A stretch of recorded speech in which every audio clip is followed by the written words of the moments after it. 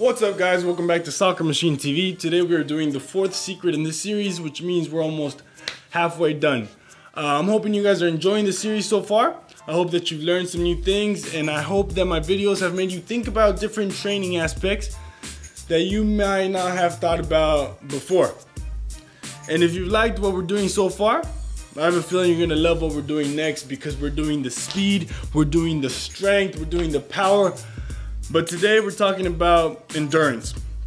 More specifically, a little secret when it comes to working on your endurance. As you probably have noticed by now, these videos are relatively short and focus on one aspect of your training. The reason for this is so there's like a little sticking point that you actually know and that you actually can apply to your training. I know a lot more about moves and shooting, but the point was to give you guys something to remember so that you can apply. Like I said before, after the 10 secret series is over, I might come back, fill in the gaps, talk about things that you guys still have questions about. But for right now, this series is just like a very good summary of what your training should look like. So let's begin with today's secret. When it comes to your endurance training, there is something you probably do and a lot of people do that wastes valuable time and that is not really that effective.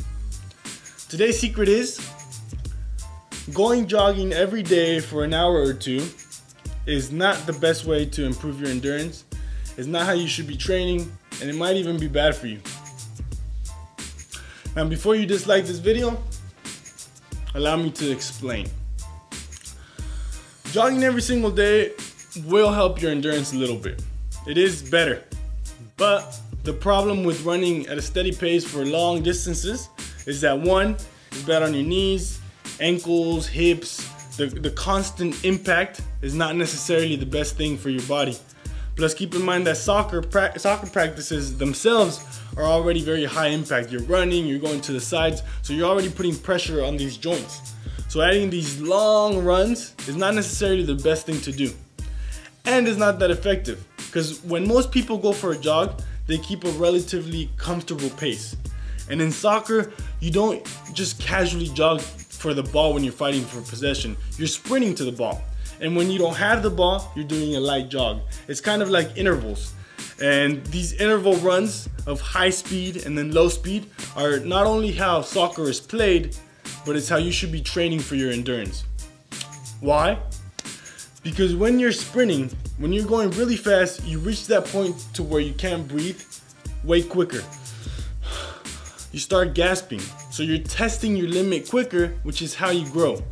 When you go to the gym, you work sets and you fatigue the muscle, and then you stop and you do it again. That's the same way you should be doing it for your respiratory system. Sprint long distances, not focusing on your max speed, just focusing on going as fast as you can for that long distance, and then jog a short distance to recover your breath. That's why in the challenge, I do it with the soccer ball, because with the soccer ball, I'm not running at my max speed. I'm going 80, 85%. And that's how you should be training for your endurance. That's how you're going to save time. That's how you're gonna protect your joints from unnecessary extra running. And that's just how you should be training for your endurance. Okay guys, and that's it. I'm sorry I wasn't able to upload this video on Friday. I'm probably not gonna be able to upload a video next week. I'm really busy. And in fact, what I'm gonna do is just leave it up to you guys. I'm gonna upload the next video when this video gets 300 likes. That way you kind of decide when I'm gonna upload the next video, and that way I get a little break, okay? I'll see you guys next time on Soccer Machine TV.